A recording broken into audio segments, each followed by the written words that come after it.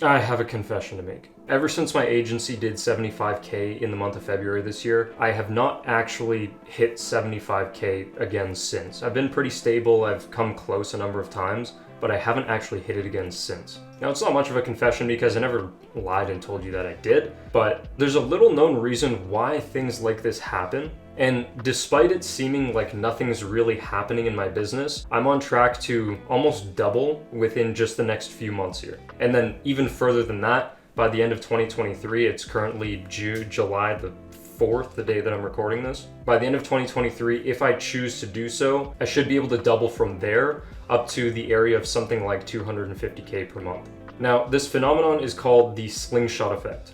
And it's what's putting me on track, I kid you not, to be doing about 750K per month at the age of 25. I'm 24 at the moment for reference. And this is a really big idea. It's a more advanced topic, but in a bit I'll tell you how you can apply it to hit 20K per month in your SMMA. Now, to first understand the Slingshot Effect, you need to understand S-curves. So if you don't know what S-curves are, pretty simple. It's a curve that kind of looks like an S, where it goes like this. Now, I think the easiest way for me to explain S-curves to you is plateauing. Now, I'm not saying that I plateaued, although that is and isn't true, and I'll explain that in a second here. But the easiest way for me to explain S-curves is like plateauing. It's like you get really good at something, like in the gym, for example, you get up to a certain weight and then you plateau, you can't get past it. Now, the word plateau sounds bad, and I think it's the right word though, because one concept here to pay attention to is the fact that what gets you from point A to point B is not what gets you from point B to point C. So let's say you change nothing about your diet in the gym and you just start lifting weights, 4 times a week, 2 hours per session. You do, all your different muscle groups. In a matter of 5 months, 6 months, you'll be in very good shape if you change nothing about your diet, provided you're eating enough. And enough protein, obviously. Right, but let's just pretend you have some kind of baseline.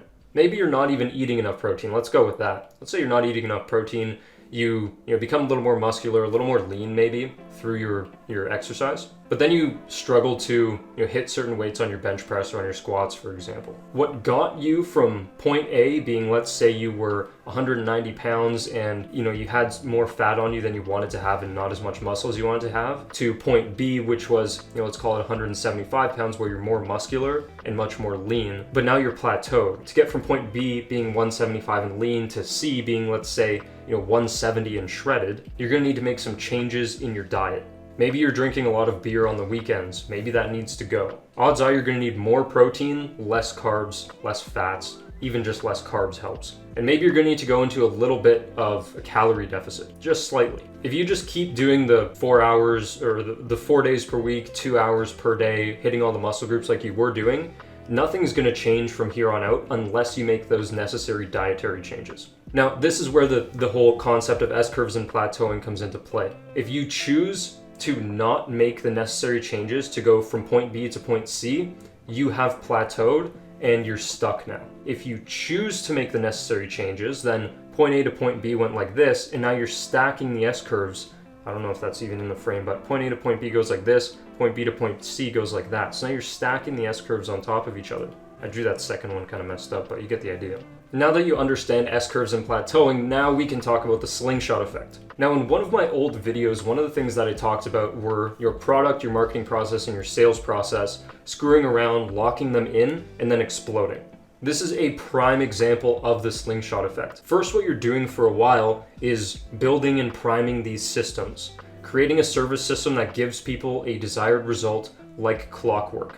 Building a marketing system that generates leads for your business like clockwork, and then building a sales system that closes the leads like clockwork for your business. So now you have stable inputs, stable outputs for yourself and for your clients. There are 2 parts to the Slingshot Effect. The first part is drawing the slingshot back. This is where you're priming these systems and making sure that they work at some type of baseline with a level of consistency that is healthy. For all of 2023, this has been what I've been doing in my agency. Making sure that my offer converts at a very reliable, consistent pace, making sure I have enough calls on the calendar to be able to support a sales rep, but then on top of that, hiring, training sales reps, and then getting them up to KPI. In June, for example, I had a record month of calls booked in my agency, but the revenue was kind of garbage. We had 163 calls booked. Fantastic, best number ever. But the thing is, I brought 3 sales reps on. I was only taking 25% of the calls. And the other 3 guys, since they were learning how to close on my offer, they lit the rest of the calls like completely on fire. Like one guy closed 3 deals, another guy quit, and another guy didn't hit his numbers. So tons and tons of waste on that record month of calls.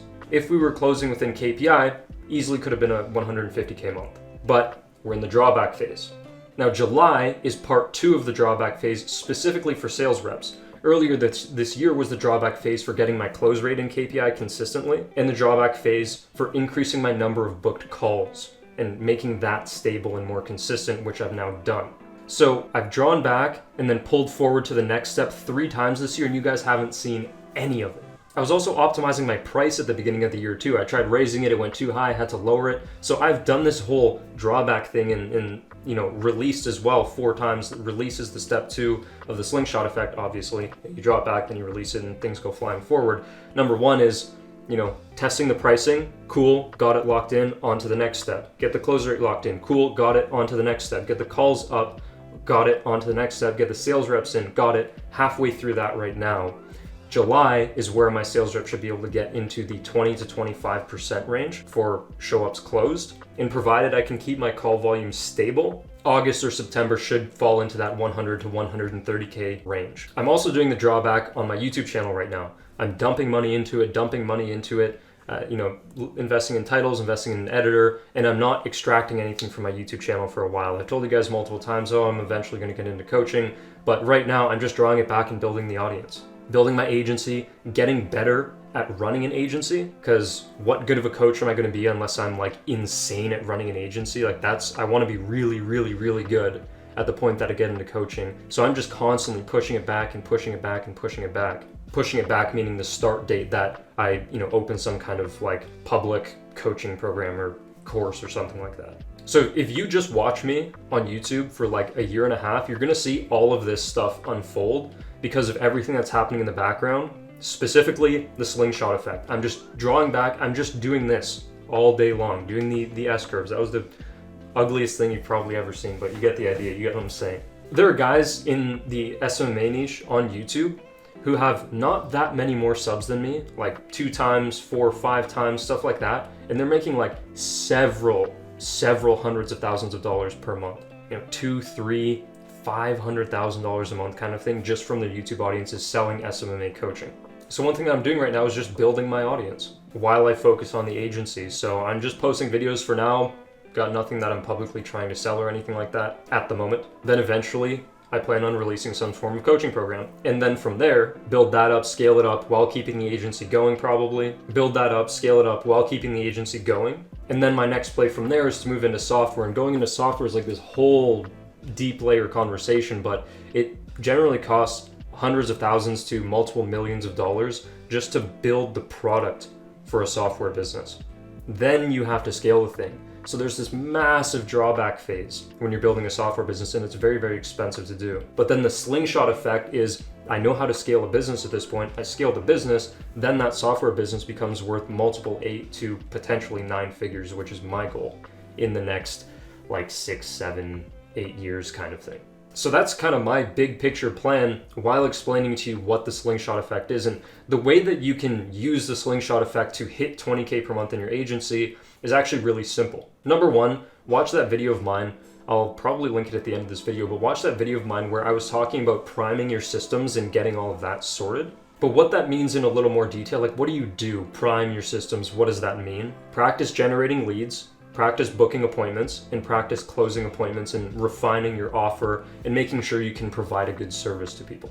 Once you can do all of these consistently and have a stable, you put X number of dollars into your business and you get Y number of dollars out, where it's like a bare minimum of like 5, 6, 7 times out, like 5, 6, 7 times ROI, revenue ROI, again, bare minimum. Then all you have to do is just like increase the number of calls that you're, leads that you're getting, and then the rest happens, right? That's no rocket science behavior or like thing. So go watch that video on screen wherever it is, follow that, and then that will actually help you get to 20K per month.